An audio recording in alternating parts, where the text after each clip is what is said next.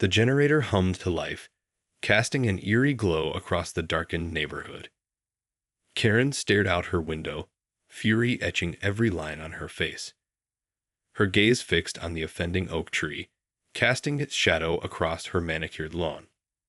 With a scowl, she snatched up her phone and began punching in numbers. Within minutes, the doorbell rang.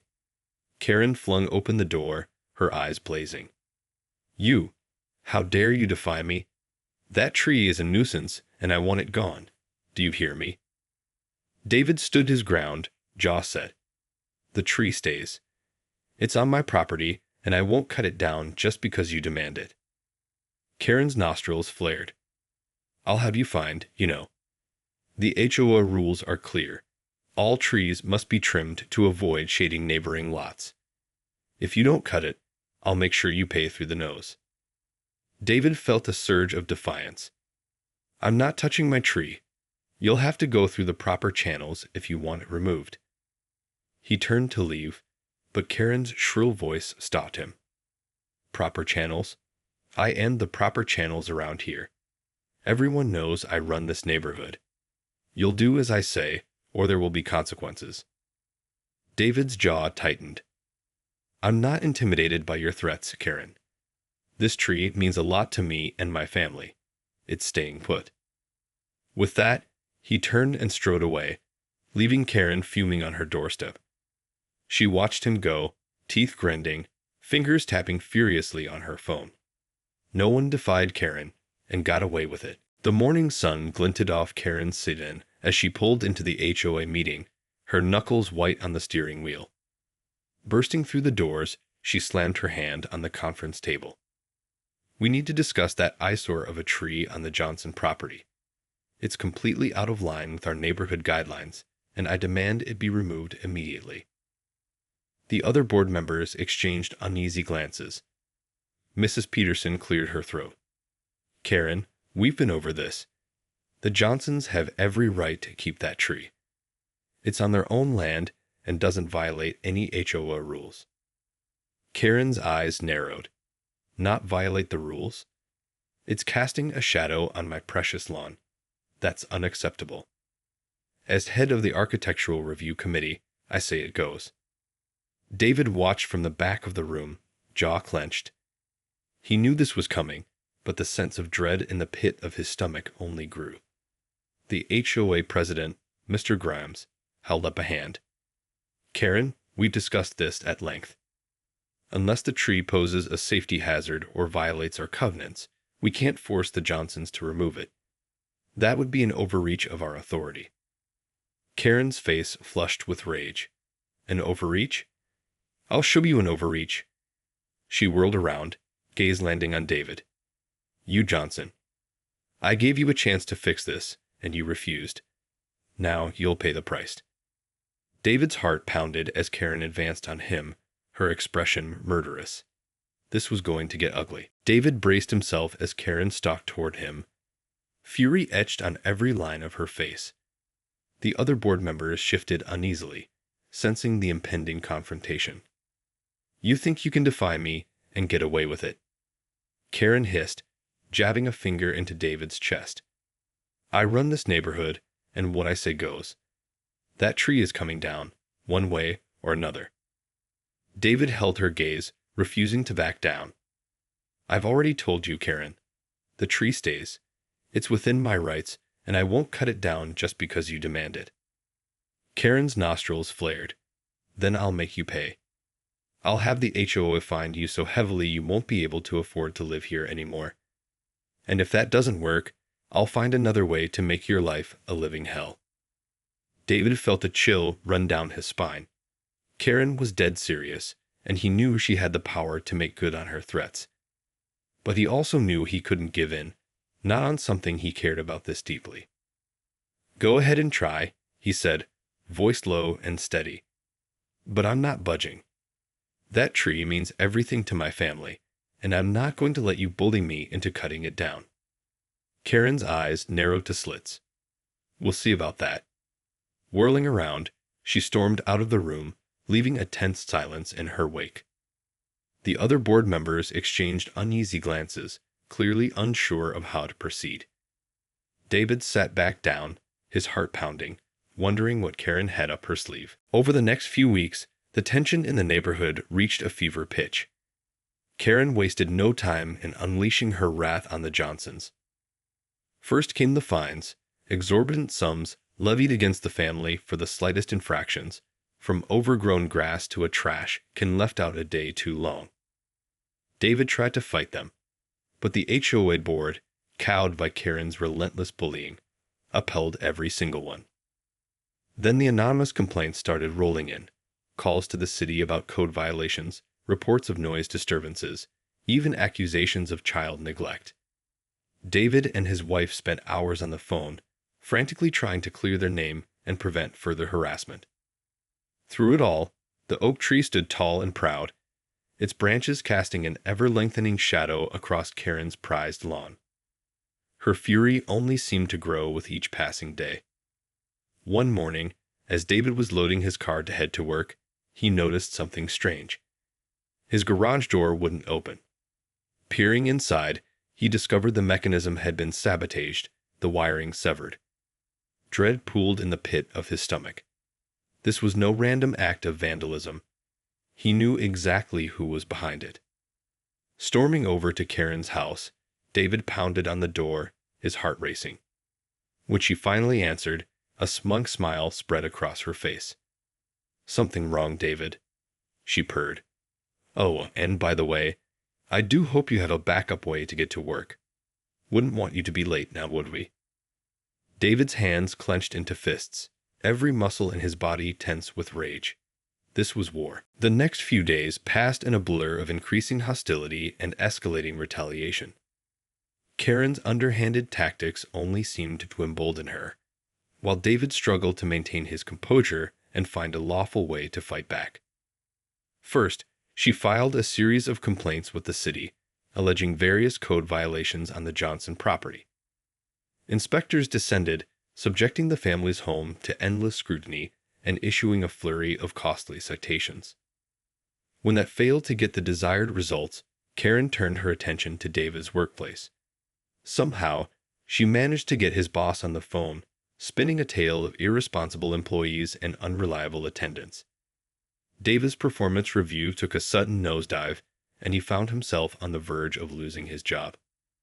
Seething with frustration, David tried to reason with the HOA board, but they remained paralyzed by Karen's relentless bullying. Even the police refused to intervene, citing the complex legal landscape of HOA disputes. Cornered and running out of options, David finally snapped.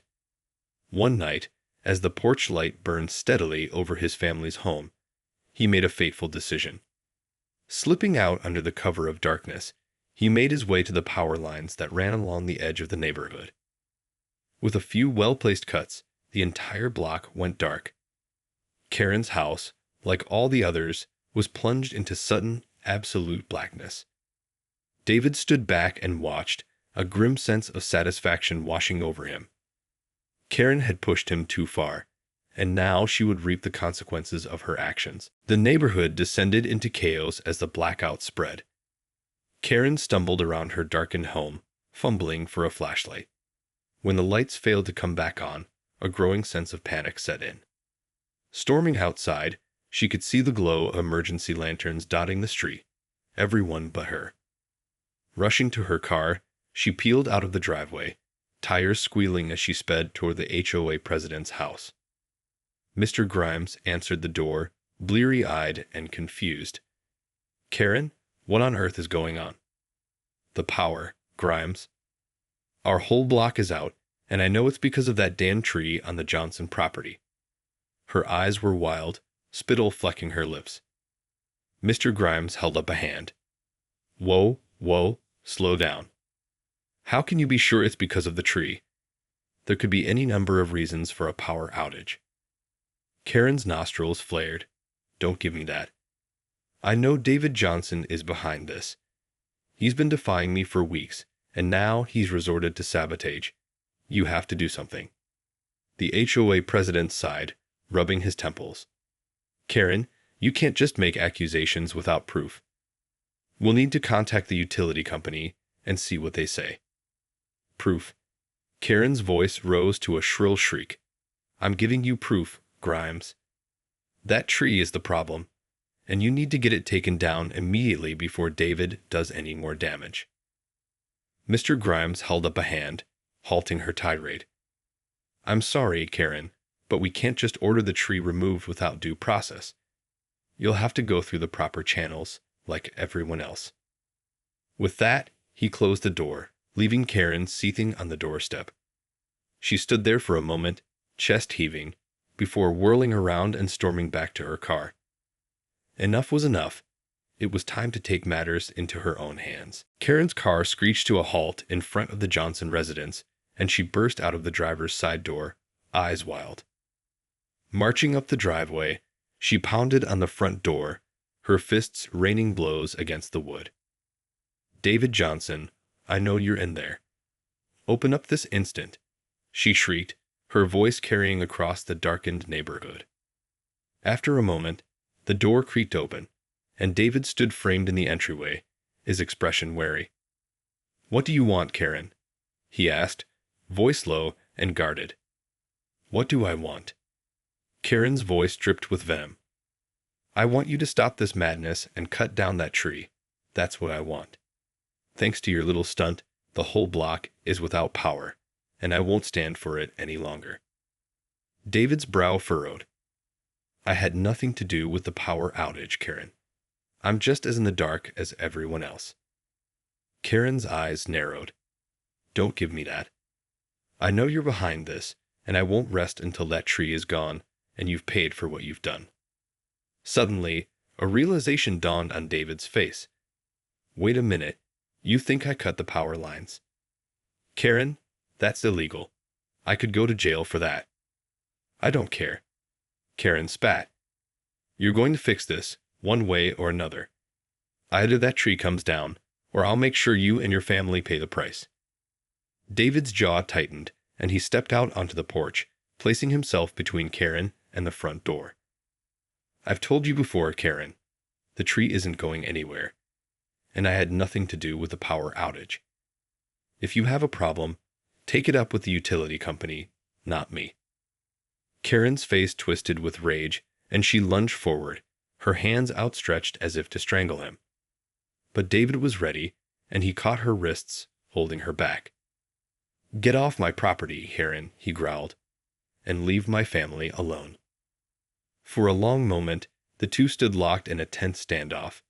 The air crackled with electricity, both literal and figurative.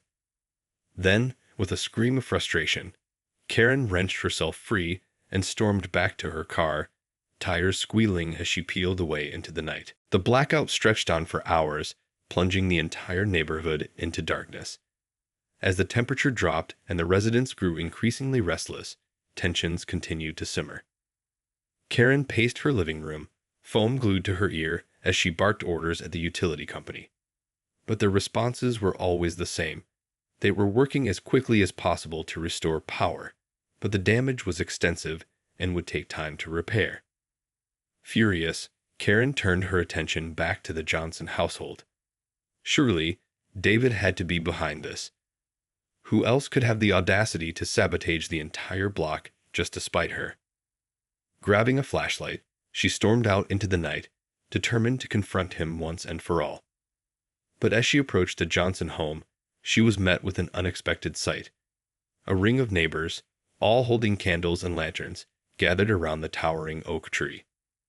David stood in the center, addressing the crowd. Thank you all for coming. I know tensions have been high, but I want you to know that I had nothing to do with the power outage. I would never do something so reckless, not only because it's illegal, but because it would harm all of you, my neighbors. A murmur of agreement rippled through the group, and Karen felt her face flush with embarrassment. She had jumped to conclusions, letting her vendetta against the tree cloud her judgment. As David continued speaking, Karen found herself drawn in, listening to his words of unity and understanding. Maybe, just maybe, she had been too quick to paint him as the villain.